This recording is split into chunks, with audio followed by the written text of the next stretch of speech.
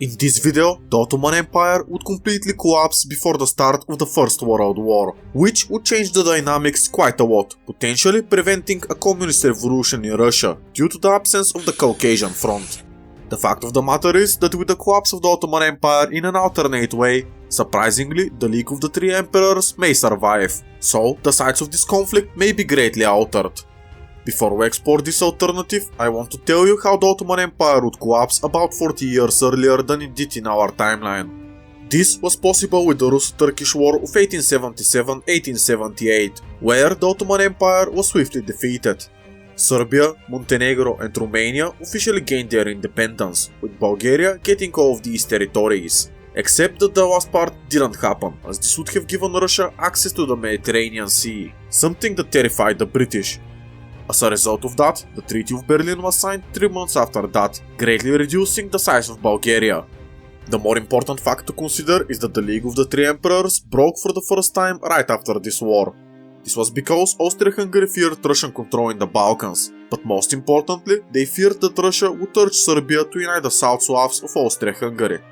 Right after that, in 1882, the Italians joined Germany and Austria-Hungary to form the Triple Alliance. So, with an alternate Russo-Turkish War conclusion, the sides of the factions may be greatly altered. Let me show you what I came up with. First up, Bulgaria was supposed to look like this and be basically a Russian vassal state, as the nephew of the Russian Tsar Alexander II would be put on the throne of Bulgaria, hence why the Western great powers sought to reduce Bulgaria and by extension Russia in size. I want to mention this as this is the key for the Ottoman Empire to collapse in the coming years. Before the war started, the League of the Three Emperors was still intact, as it formed in 1873, 4 years before the start of the war.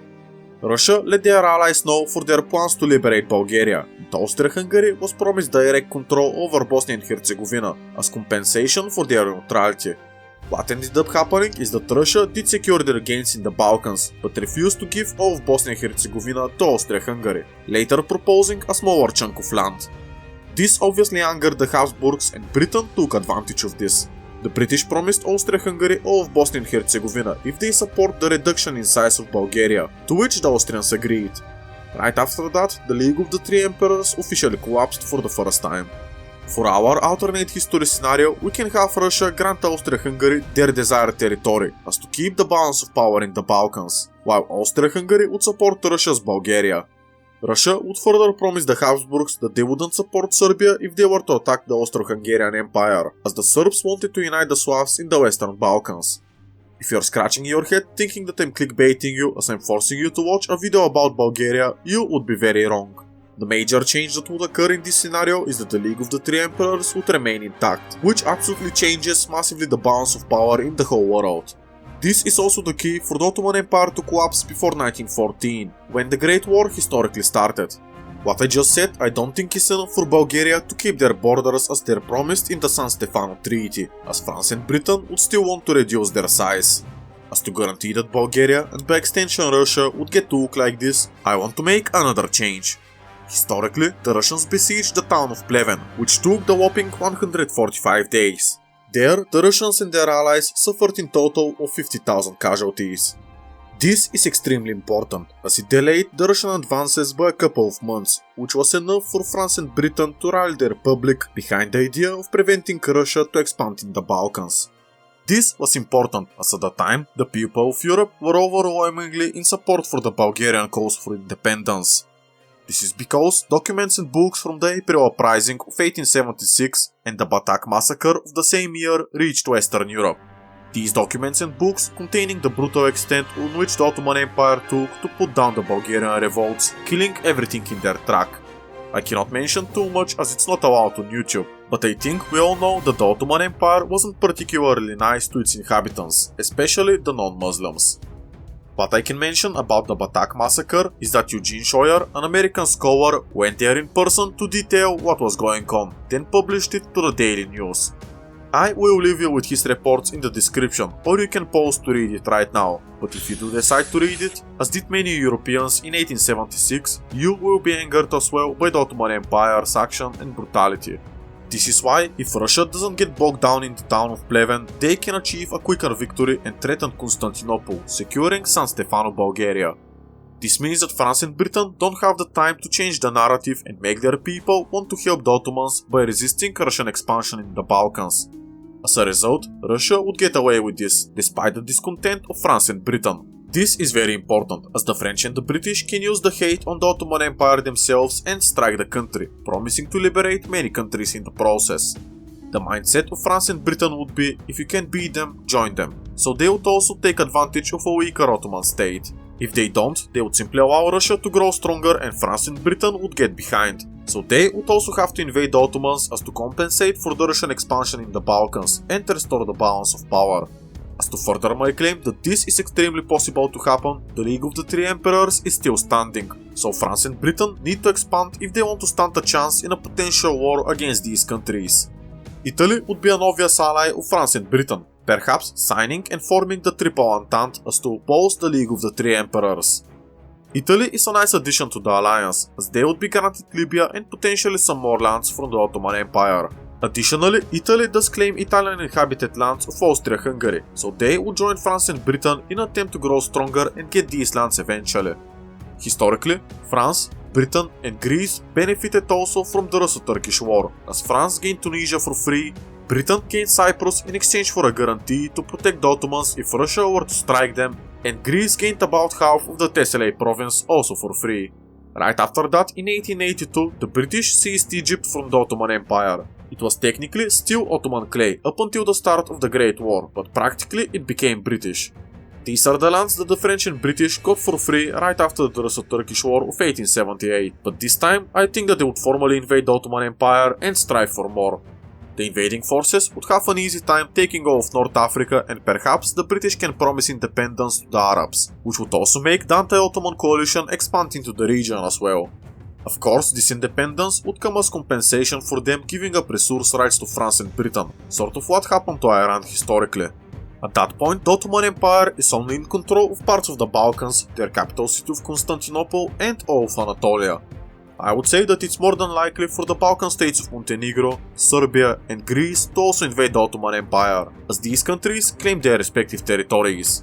Considering how the First Balkan War happened historically, I would say that the Balkan League would take advantage of a weak Ottoman Empire and finally kick them out of the Balkans. Bulgaria is unlikely to sit idle, as they would strive to get the city of Thessaloniki for historical, strategic and cultural reasons. Russia is likely to re-enter the war or sponsor Armenian rebels, who would fight the Ottomans and become a Russian protectorate. For the sake of this video, I will go with the second option. Zooming out, these are all of the countries that the Ottoman Empire would be fighting in this alternate timeline. This is also right after their defeat in the Russo-Turkish War of 1878, so the Ottoman Empire is in a very weak state, potentially crumbling and surrendering. I will explore the peace treaty, but the video is only halfway over, as I also want to tell you how the First World War would change. In the Balkans, Bulgaria would expand into Western Thrace and gain the city of Thessaloniki, with Montenegro taking some more land and almost doubling their territory. Serbia and Greece are likely to partition Albania, let me tell you why. Historically, after the First Balkan War, France and Britain insisted for a free and independent Albanian state. But considering that now Greece and Serbia are fighting on the same side as France and Britain, the Albanian state may never get formed or be drastically reduced in size. As to mention Greece, they will take the rest of the Ottoman possessions in the Balkans, but also large chunks of eastern Anatolia, inhabited by Greeks and Turks, which would also more than double their territory. The Greeks getting Pontus would be a stretch, as I think both the Triple Entente and the League of the Three Emperors would oppose to Greece getting these lands, as realistically they would also need Constantinople. As for the status of Constantinople, I think that a compromise can be found, where it would become an international zone. The Russians did claim it historically, but with their vassal state of Bulgaria in the Balkans, they already have better access to the Mediterranean Sea and would bypass the Bosphorus Straits. This is why I think that Russia wouldn't care too much about Constantinople in this alternate timeline, but they wouldn't allow France and Britain to take it either. This international zone compromise would satisfy all parties involved. As for the rest of the Ottoman Empire, I can see Britain supporting Arabia to form, with exclusive resource rights to the British. France is likely to get the Levant, renaming it to the Mandate for Syria and the Lebanon. Britain would do the same with Kurdistan and Iraq, forming their respective mandates. Historically, the mandate system was introduced by Article 22 of the Covenant of the League of Nations in 1919, so 40 years later. Historically, Woodrow Wilson was a big supporter of this idea, but I don't think it's too insane to consider if we introduced this 40 years earlier. This is not a problem, as let me tell you what the mandate system actually was. Basically, European countries would occupy other people, but these conquered people are considered not being able to form a stable government themselves. As such, the Europeans would be so nice to civilize these people, develop them and grant them independence when they are ready. Of course, the independence part would never happen, so the mandate system was a fancy word for colony. The French and British would promise to unite Arabia, the mandate for Syria and the Lebanon, the mandate of Kurdistan and the mandate of Iraq when they are ready. As for the rest of the Ottoman Empire, Armenia would secure their own state and become a Russian protectorate, with the rest of the lands resulting in an Ottoman rump state. You may look at the sides and say that the League of the Three Emperors has a clear advantage over the Triple Entente, and you would be right. The problem is that the League of the Three Emperors is likely to collapse shortly after this war is over. This is because Austria-Hungary didn't gain any land and influence out of it, but Russia and Bulgaria were allowed to grow stronger. This is exactly how historically the League of the Three Emperors collapsed for the second time in 1887. I see the dual alliance between Germany and Austria-Hungary still remaining, just like they did historically, but Russia is likely to take their own path. The year in this video would be about 1887, as I just mentioned, so we have 26 more years to go to reach 1914, when the Great War started historically. A lot can change in these 26 years, but for the sake of this video, let us assume that all goes exactly the same. It's just that the Ottoman Empire has been partitioned. Most likely, the Great War wouldn't start at the same time and in the same way, so we can't ever know how or when it would start. So for the sake of this video, I would stick to the 1914 start date. Just remember that this is of course extremely unrealistic. The first thing I want to mention is Bulgaria, yet again. In exactly 1887, the Russian Tsar's nephew was deposed and an Austrian nobleman was put in charge of Bulgaria, normalizing relations with their neighbors. The thing is that I doubt this would still happen, so Russia's grip over Bulgaria would only increase. In addition, I see them getting Romania on their side, as Russia would promise them Transylvania in case of a war with Austria-Hungary. The dual alliance would also try to get Romania on their side by promising them Russian Bessarabia, but Transylvania is way more desired by the Romanians, so they would side with the Russians. Overall, these are the three main factions, the Triple Entente, the dual alliance and the Russian sphere. Perhaps the Russians are a lot stronger than in our timeline, which would change Asia quite a lot. I see Russia standing a better chance to win against Japan in the Russo-Japanese War of 1905, and for the sake of this video, I would say that Russia is victorious, but this really deserves its own video. I think that Russia could perform better, as due to Constantinople being an international zone, the Russian Navy can make their way to Asia, but I expect Britain to still blockade them from using the Suez Canal. In this unrealistic scenario, I'd say that Russia would gain control over Korea, making Japan want to join their best friends of Germany, who is a Russian rival. If the Great War starts in exactly the same way, the Central Powers should stand absolutely no chance. This is because Bulgaria and the Ottoman Empire would never join the German side. Bulgaria is firmly in the Russian sphere of influence, while the Ottoman Empire is weak and likely to remain neutral. This is a great blow to the Central Powers' capabilities. There is a chance that the Triple Entente doesn't get involved in the war, or at least not right away. This is because when Serbia assassinates Franz Ferdinand in Austrian-controlled Bosnia and Herzegovina, Russia would protect their Slavic brothers of Serbia. France, Britain and Italy are not obligated to join this war right away, but I see them eventually joining, a couple of months or a year later after the war starts. This is more than guaranteed, as Britain would want to take the German colonies and link Cape to Cairo, while France wants to reclaim Alsace-Lorraine and Italy wants the Italian inhabited lands of Austria-Hungary. The Triple Entente could wait a little for the Central Powers and the Russian sphere to bleed on the front lines against each other before they strike the Central Powers themselves. Considering this, I don't think that there is a chance for trench warfare, as on the Eastern Front it wasn't present, while on the Western Front, France and Britain would advance too quickly and overrun the German defenses. This is because Germany wasn't prepared for a two-front war. The Schlieffen plan may still take place, or maybe France is the one to invade Belgium. I really cannot tell you, so it's up for interpretation. Of course, the British wouldn't like Belgium's neutrality to be violated, but if the Western Front stalls, it may be required. What I can say is that the Central Powers are for sure capitulating a lot sooner. This war may end before Christmas if the Triple Entente joins right at the start. I think it would happen as Austria-Hungary is practically fighting a war on three fronts, to the west, east and south. The pressure would for sure crumple the Habsburg monarchy, leaving Germany with a war on three fronts as well, who is also having to deal with Entente rapidly advancing in the west. As a result, Germany would also surrender sooner or later. This means that the United States of America is never involved, so there is no self-determination ideas, but also, since the war is shorter, the Europeans would not bankrupt themselves. Of course, with a shorter war would come milder peace treaty, so let me explore just that. Serbia is likely to gain all of Bosnia and Herzegovina and perhaps even Croatia if the turmoil in Austria-Hungary is high enough.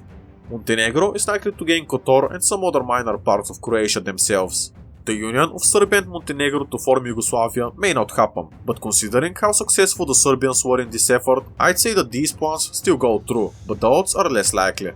Austria-Hungary is likely to lose all of southern Transylvania to the Romanians, but also the Italian inhabited territories to Italy, which notably excludes most of Dalmatia, as the British never promised it to the Italians in the Treaty of London in 1915. This means that Italy would only take South Tyrol and the Istrian Peninsula.